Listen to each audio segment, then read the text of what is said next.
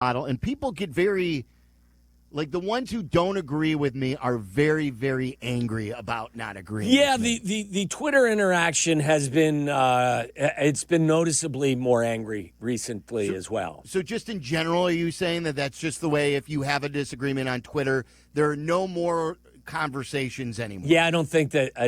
Yeah, because right. it used to be where I could engage, and it was just two dudes who like to talk sports. I think who what just don't see things the same way, which is cool. Yeah, right. I mean, I think that one of the videos was posted, and I think one of the responses were, "How can you two idiots have your jobs for just having the opinion that PCA should be moved up closer to the leadoff spot so we would get more at bats?" Yeah.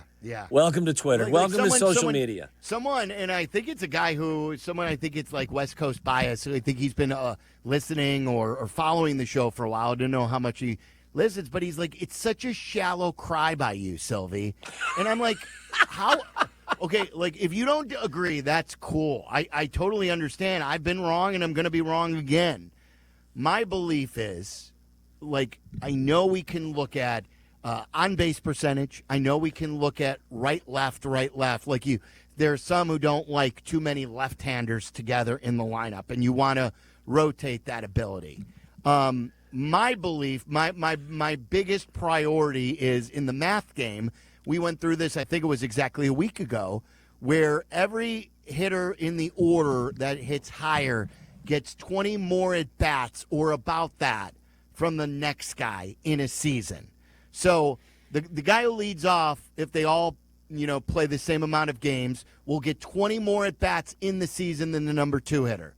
The number 3 hitter will have 40 fewer at-bats than the leadoff hitter, 20 less than the second batter. And then here in the cleanup spot, that guy will get 60 less at-bats than the leadoff hitter, 40 less than the number 2 hitter, 20 less than the number 3 hitter.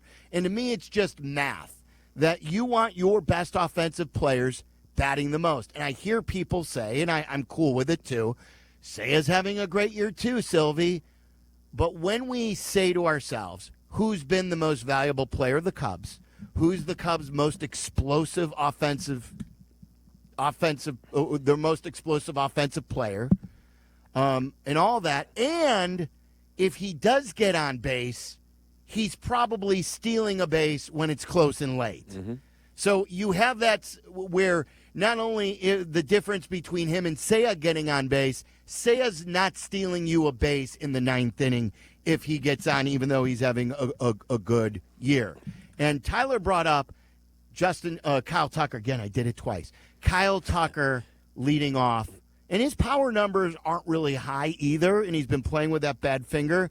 So if you want to go Tucker PCA, and so on and so forth, where you put Hap, I'm not sure. Or I'd even accept putting PCA third. I was just going to try to sell you. Can I sell you Hap, not only because he's going to have a 34-35% on base percentage, but he also gives you some versatility. He's a switch hitter.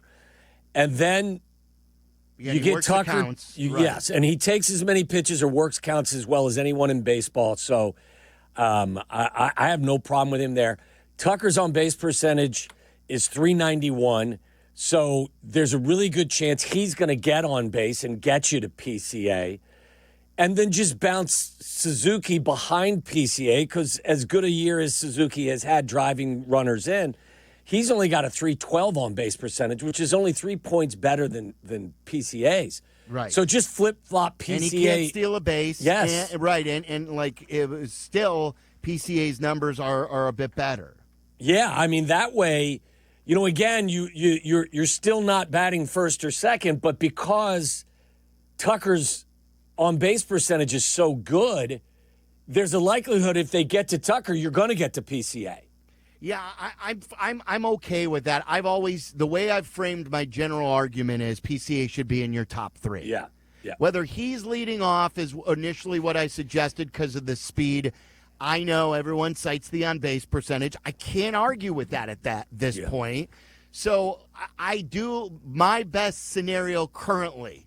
The way I'm pointed towards is what Tyler suggested. I like Tucker going 1, PCA 2.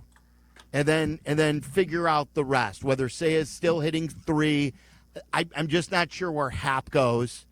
I also like that you have a guy like Shaw and Nico down at the bottom of the order where they're similar to leadoff type hitters, where then they can set the table for PCA late in a game. I understand the left, right, Yeah. but I still believe they're your two most dangerous players. I've even heard Chase called earlier. My Twitter feed was full of it. People saying that Tucker isn't worth the money. Or that, like, they were mad. Like, Tucker he lost the battle yesterday. I will take Tucker coming up in a big spot every single day. I'm not going based on the outcome. Like, I'm going based on the numbers and who the player actually is. Yeah, I think your track record is good enough that you should feel good about wanting Tucker back in your lineup for extended period of time. He's your best player, your best overall hitter, where he combines power with average, with getting on base. So if you want to bat him 1 or 2, I'll even settle for what you're saying. I don't like him at 4. Yeah. Now it's now just a matter of 1. So I polled the question, where should PCA bat in the batting order? What do you think is leading? I went 1, 2, 3, or 4.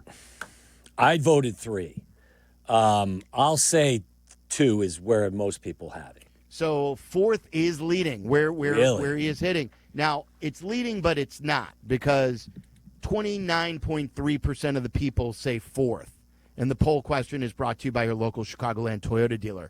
So it is the answer getting the most votes, but there is over 70% of the voters saying they want him anywhere but 4. Do you understand what I'm saying? Sure, yeah. That the leading vote getter is 4, but there's 71% of the people voting saying not 1, 4. 2, or 3. Right. Not, in other words, not 4. And that's the camp that I'm in. I need him move. I know he's not had a good day today, and he's slumped a little bit, and the on-base percentage needs to get better. He's still an MVP candidate and maybe the best explosive athlete on the Cubs, and I want him up when the game is on the line. Yeah, you need him. I would say you need to have him in your top 3. You want him batting in the first inning, I would. All right, so it angers a lot of people that we even talk about it or that we don't agree. But that's fine. That's sports. 332-3776 if you want to weigh in. Cubs trail right now. We'll keep you updated on that. Coming up next, the Great Clips cut of the day, and we are going to do this with the greatest cuts in Chicago sports history, the greatest clips